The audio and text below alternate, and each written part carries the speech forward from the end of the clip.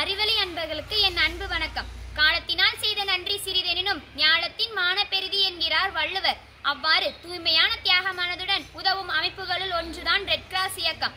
மக்கள் பெருங்கடல் பார்த்து மகிழ்ச்சி கொள் என்கிறார் புரட்சி கவிஞர் பாரதிதாசன். வாடிய பயிரை கண்ட போதெல்லாம் வாடினேன் என்றார் வள்ளலார். இதை போல போர்க்களத்தில் தலைவேறு உடல் வேறு என்று வெட்டப்பட்டு சிதைக்கப்பட்டு கை கால்களை இழந்து கஷ்டப்படுவோரை கண்ணீர் மல்க பார்த்த ஹென்றி டுனால்ட் என்ற மாமனிதர் தோற்றுவித்த இயக்கமே ரெட் கிராஸ் இயக்கம். இத்தாலி நாட்டில் சால்பெரினோ என்னும் இடத்தில் பிரான்ஸ் மன்னருக்கும் ஆஸ்திரேலிய அரசருக்கும் பெரும் போர் நடைபெற்றது. அந்த போரில் ஆயிரக்கணக்கானோர் அழிந்தனர், காயம்பட்டனர், கை கால்களை இழந்து கதறி அழுதனர். இதை பார்த்த ஹென்றி டுனால்ட் மக்கள் சிலரின் உதவியுடன் தண்ணீரும் மருந்தும் உணவும் கொடுத்து உதவினார். போரில் நிகழ்ந்த கொடூரங்களை சால்பெரினோ நினைவுகள் என்னும் பெயரில் நூலாக படைத்துள்ளார். இவரது நூலே பின்னர் ஆகஸ்ட் 22, 1864 ரெட் கிராஸ் இயக்கமாக உருவானது. 14 நாடுகள் இணைந்து செயல்படுகின்ற இந்த அமைப்பினை உலகில் உள்ள மற்ற நாடுகள் கவனித்து தம்மையும் இந்த அமைப்பில் இணைத்துக் கொண்டனர். 1929 126 நாடுகள் இணைந்த பெரும் தொண்டு நிறுவனமாக இது மாறியது. நம் நாட்டிற்கு இது எப்போது அறிமுகமானது தெரியுமா? சொல்கிறேன், கேளுங்கள். இந்தியாவில் 1920ஆம் ஆண்டில் முதலாக பஞ்சாப் மாநிலத்தில் இது அமைக்கப்பட்டது.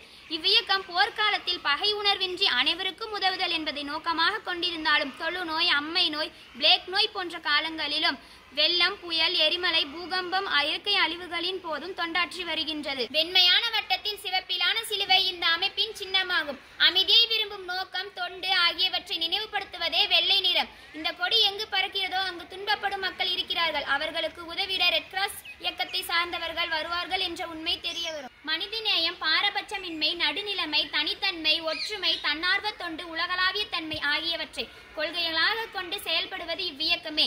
ஒவ்வொரு பள்ளி கல்லூரியிலும் இச்சங்கம் உள்ளது. மாணவர்கள் இதில் இணைந்து பணிபுரிவதன் மூலம் மனிதநேயத்தினையும் சகிப்புத்தன்மையினும் தொண்டுள்ளத்தினையும் வளர்த்துக் கொள்கின்றனர். மற்றவர்களுக்கு உதவிடுவதே மனித பிறவியின் உயர்ந்த இலக்கு. அதனை செம்மையாக செய்து வருகின்றது இவ்வியக்கம். நாமும் இதில் இணைந்து நல்ல மனிதனாகவும் நல்ல மனம் படைத்தவராகவும் வாழ்ந்திடுவோம். மற்றொரு அறிவலி நிகழ்ச்சியில் உங்களை சந்திக்கும் வரை உங்களிடமிருந்து விடைபெறுவது B. ரகிதா, Sri 9th T4 Bharathi மேல்நிலை பள்ளி, ரெட்டிப்பட்டி, நாமக்கல். நன்றி, வணக்கம்.